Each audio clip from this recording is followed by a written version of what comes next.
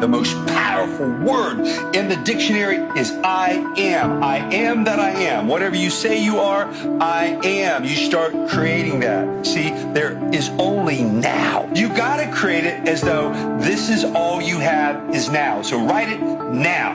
Don't compare yourself to others. Just because somebody else don't have it, don't mean you can't have it. But look around the world at people that do have it. And if they have it, obviously it's been manifested before. Put in action words and pictures, things that turn you on, like what excites you. You know, everybody out there has had something they wanted, put a picture of it up, looked at it, all of a sudden, there you go. You know, there it is. Be careful what you ask for.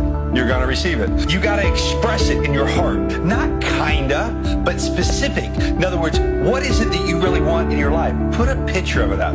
Clear vision of exactly what you want. To see your dream and to visualize it. The closer that you get to the visual clarity of what you want. In other words, the actual car you want, the relationship you want, the body you want, the financial success you want, the family you want, and you put a picture of it up, you're going to get in the space where you can now start really seeing